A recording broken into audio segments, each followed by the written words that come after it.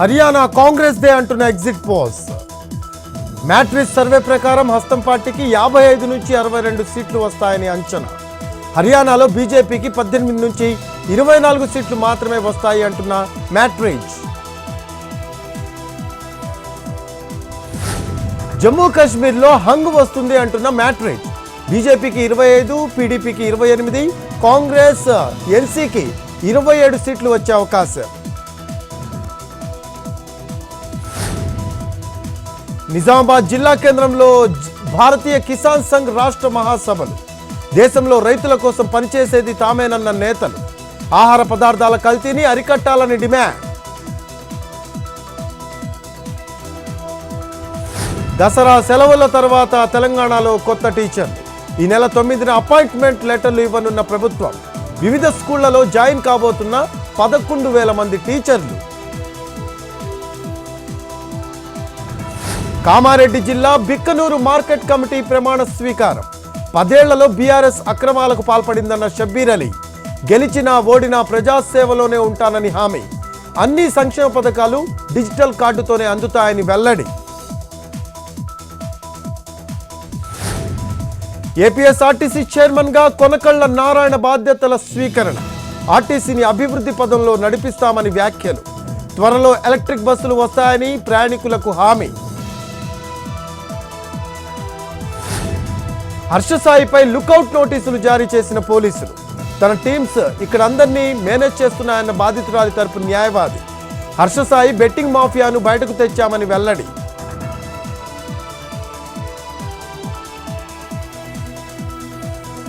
Basara triple ఐటీలో మళ్లీ రాజుకుంటున్న వివాదం. ఇన్ఛార్జ్ వీసీ అక్రమాలంటూ కరపత్రం విడుదల. వీసీని తొలగించాలంటూ విద్యార్థుల డిమాండ్. రాజన్న సిరిసిల్ల జిల్లా వేములవాడలో బీజేపీ ఆందోళన. ఆలయ గోశాల ముందు కార్యకర్తల ధర్నా. కోడల సంరక్షణ అధికారులు చర్యలు తీసుకోవడం లేదని ఆగ్రహం.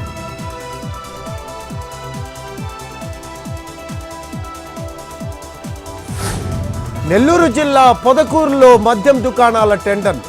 ఆసక్తి ఉన్న వాళ్లు రావాలని ఆహ్వానిస్తున్న ఎక్సైజ్ అధికారులు. ఎక్కువ మంది దరఖాస్తు చేసుకునే అవకాశం కల్పిస్తున్నామని వెల్లడి. ముంబైలో ప్రధాని మోడీ పర్యటన. 9.4 కోట్ల మంది రైతుల ఖాతాల్లో 20,000 కోట్ల కిసాన్ సమ్మాన్ నిధులను విడుదల. ప్రధాని చేతుల మీదుగా ముంబై అండర్ గ్రౌండ్ మెట్రో ప్రారంభం. రాహుల్ గాంధీకి పూణే కోర్టు సమన్లు.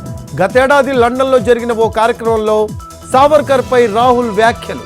పరువు నష్టం దావా దాఖలు చేసిన సావర్కర్ మనవడు సత్యకి సావర్కర్.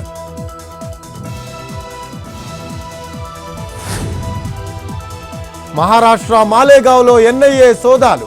హోమియోపతి క్లినిక్లో అధికారుల తనిఖీలు.